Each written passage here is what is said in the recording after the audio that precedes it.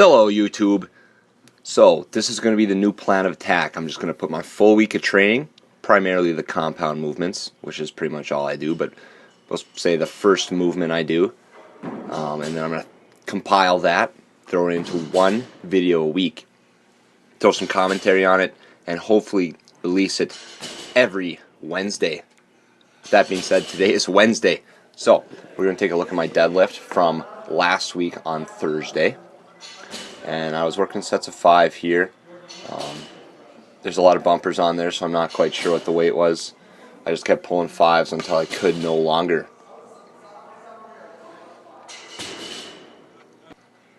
Let's figure out what this is. 315, 415 here.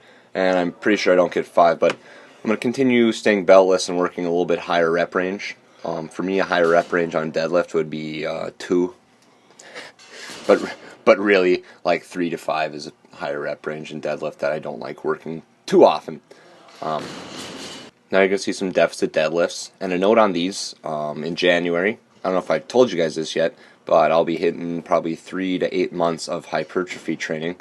More likely 6 months to 8 months to be a little more specific there.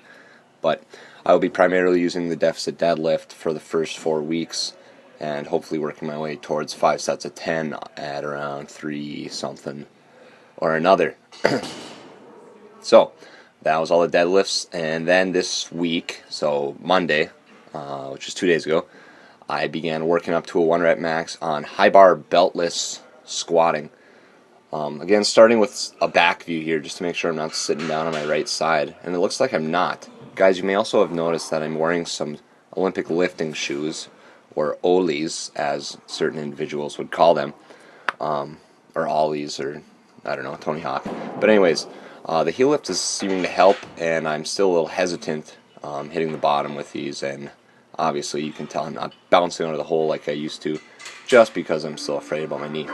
Anyways, so here I am. This is 425. Yep, that was 420. No, that was 435. And then I'm here going for 445, and this was my goal for the day. Yep. That was a tough squat for me there. Big sticking point. So after this was after the max effort squat, and because squatting is my primary emphasis, that's what I'm working on most, then I cleaned. Otherwise, if you're a normal athlete, you would clean first, then squat. Anyways, I hit 295 there, then I went 315, and working up to a 1 rep max today felt good, so I said, hey, let's go for 335. So take a look.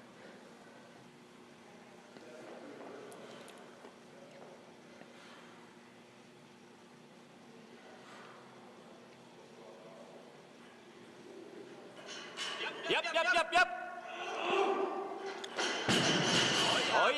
Oh yeah, that's right. I'm very happy with that lift there. This is my 4th week of a strict clean training program. Let's take a look in slow motion. I'm pretty happy with my pull off the floor. I pull the bar very close to my body, as you see my shirt lift up after contact. However, I get on my toes a little bit on the squat, and I don't let myself sit back. But battled through the front squat. Obviously, I do have some strength there in the front squat, which is nice to have from having a good squat. Unfortunately, my brutal deadlift doesn't help me pull the bar off the floor, but we will continue to work on that. Now we have bench press, which I did yesterday, and the goal here was just to hit a 1 RM touch and go.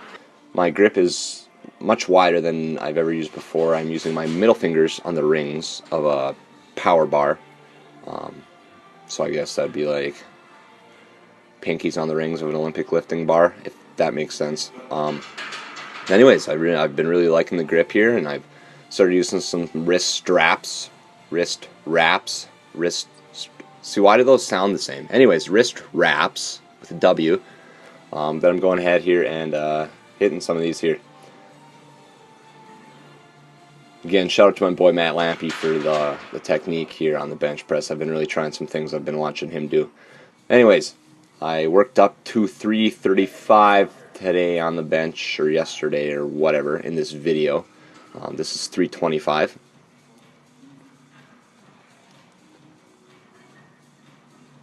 Good.